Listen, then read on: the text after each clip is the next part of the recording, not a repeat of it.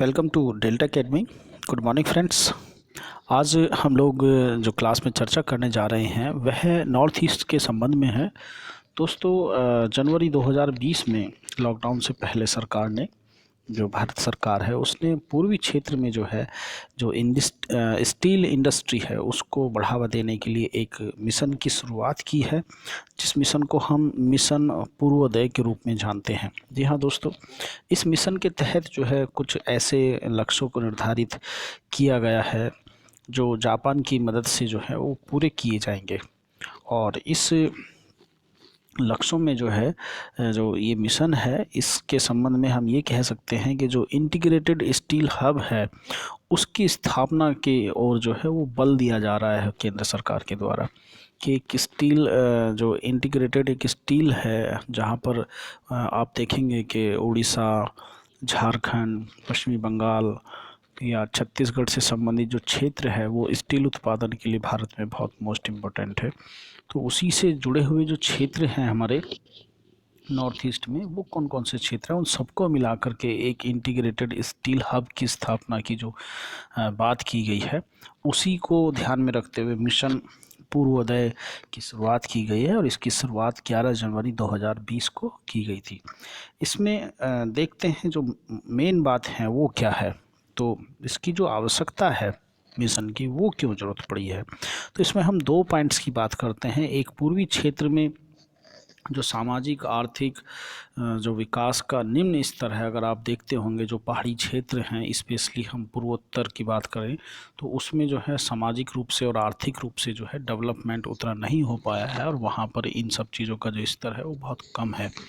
तो इन्हीं को ध्यान में रखते हुए इसकी ज़रूरत है। और इसमें हम जो समृद्ध प्राकृतिक संसाधन हैं वहाँ पर जो पाए जाते हैं, जैसे कि लौह जो अयस्क है जिसको हम आयरन ओर के रूप में जानते हैं, बॉक्साइट के रूप में जानते हैं, या फिर कुकिंग जो कोल है जो लकड़ी से उत्पादित किया जाता है, उनसे जो संपन्न क्षेत्र है, उसके बाद भी जो है देश का ये वाला जो क्षेत्र है वो अन्य भागों की तुलना में सामाजिक और आर्थिक विकास के हिसाब से देखा जाए तो ये पिछड़ गया है।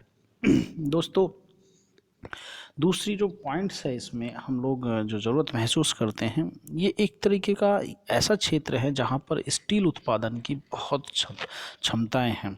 अगर हम नेशनल स्टील पॉलिसी 2017 की बात करते हैं तो जो पूर्वोत्तर क्षेत्र है देश में जो वर्तमान स्टील कैपेसिटी है हमारी, उसका 75% से अधिक जो है इस क्षेत्र से मिलने की संभावना है। हम ये कह सकते हैं कि इस जो इस्पात है उस क्षमता में 75% से अधिक की जो क्षमता है उसकी जुड़ने की संभावना हो जाएगी अगर हम इस क्षेत्र को जो है इसमें मिला लें। दोस्तों, अब हम बात करेंगे जो हमारा लक्ष्य है वो क्या है। तो लक्ष्य के अंतर्गत हम ये कह सकते हैं कि पूर्वोत्तर और जो हमारे ट्रेडिशनल क्षेत्र रहे हैं अभी तक स्टील उत्पादन के संदर्भ में, उन सबको मिला करके एक इंटीग्रेटेड स्टील हब की स्थापना करना है, ताकि जो नॉर्थ ईस्ट वाला क्षेत्र है भारत का, हम उसका भी जो है त्वरित गति से विकास कर सकें। हाँ दोस्तों, उसका एक त्वरित गति से विकास कर सकें। अब हम बात करेंगे इसमें जो ये इंटीग्रेटेड स्टील हब है, जिसको हम एकीकृत स्टील हब के रूप में भी जान सकते हैं, इसमें है क्या। तो इस हब के अंतर्गत हम उड़ीसा, झारखंड, छत्तीसगढ़, पश्चिम बंगाल या थोड़ा बहुत जो आंध्र प्रदेश का उत्तर वाला हिस्सा है ना, उत्तरी आंध्र प्रदेश, उसको शामिल करेंगे। और उड़ीसा को जो है उसका एक तरीके का स्ट्रेटजिक जो प्लेस है, जिसको हम रणनीतिक स्थान कहते हैं, उसके रूप में कच्चे माल की उपलब्धता के हिसाब से या फिर जो मजबूत कनेक्टिविटी है उसके कारण स्टील हब की जो स्थापना है उसके लिए इस क्षेत्र को, उड़ीसा को जो है वो चुना जाएगा। और इस उड़ीसा के अंतर्गत एक बहुत फेमस शहर है जिसको हम कलिंग शहर के रूप में जानते हैं। तो कलिंग शहर को जो है मिशन पूर्वोदय का एक तरीके से सब सेंटर या उपकेंद्र के रूप में जो है उसको विकसित किया जाएगा। कलिंग शहर को, इसको याद रखेंगे। ये इस तरीके से मान लें जैसे टाटानगर जमशेदपुर है या रांची है, ये इस टाइप के हब पैदा हुए, इसी तरीके से हम कलिंग शहर की बात कर रहे हैं। अब हम बात करेंगे इसमें कौन कौन से एलिमेंट्स को जो है इंक्लूड किया गया है। तो main element cover under the mission, कौन से प्रमुख तत्व हैं जो इस मिशन के अंतर्गत आते हैं। तो दोस्तों इसमें इस्पात की जो क्षमता है, जो स्टील की क्षमता है, उसमें वृद्धि करने के लिए जो है जो ग्रीन फील्ड स्टील जो संयंत्र हैं हमारे, उनकी स्थापना को आसान बनाना इसका एक प्रमुख तथ्य है। हम आगे देख सकते हैं इसमें कि जो इस्पात क्षमता है उसमें वृद्धि के लिए ग्रीनफील्ड जो इस्पात संयंत्र है उनकी स्थापना को आसान बनाना है। साथ ही साथ एकीकृत जो दूसरा एलिमेंट है इसका इंटीग्रेटेड जो इस्पात हमारे संयंत्र हैं उनके साथ साथ मांग केंद्र के पास इस्पात समूह का विकास करना है ना। तो जो एक तरीके से डिमांड सेंटर है उसके हिसाब से जो है एक स्टील ग्रुप्स को जो है वो डेवलप करना है।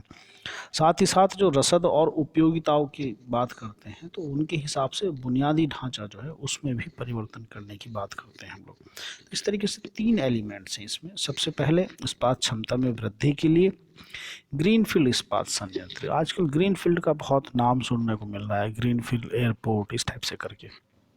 तो ग्रीनफील्ड क्या है, तो इसमें पर्यावरण को ध्यान में रखते हुए जो है इस्पात संयंत्र की स्थापना की जाएगी। इसी तरीके से जो इंटीग्रेटेड स्टील हमारे संयंत्र होंगे उनके साथ साथ मांग केंद्र की, भाई आपने स्टील बनाने का तो एक सिस्टम बना लिया लेकिन उसकी डिमांड कैसे होगी, तो उसके साथ साथ जो हम जो डिमांड सेंटर है ताकि हमारी बनाई हुई जो इस्पात है वो भी आसानी से चली जाए, तो उसी के आसपास एक समूह को विकसित करा जाएगा डिमांड सेंटर के रूप में। फिर रसद और उपयोगिताओं की बात करते हैं तो उसमें जो आवश्यक ज़रूरी चीज़ें हैं वो कैसे सप्लाई होगी, इनके बारे में जो है इसमें तीसरा एलिमेंट्स रखा गया है। अब इसके प्रभाव क्या पड़ेंगे, तो प्रभाव के लिए हम 2-3 टॉपिकों पर बात कर सकते हैं। आजकल जैसे 5 ट्रिलियन डॉलर इकोनॉमी की बात चल रही है, तो सरकार अलग अलग तरीके से जो है संसाधनों को जुटाने की कोशिश कर रही है ताकि 5 ट्रिलियन डॉलर इकोनॉमी के पास पहुंचा जा सके। पहुंचना ना पहुंचना यहाँ पर विवेचन का मुद्दा नहीं है, इस पर आप अपनी खुद की एक स्वतंत्र राय विकसित कर सकते हैं कि सरकार पहुंचेगी नहीं पहुंचेगी।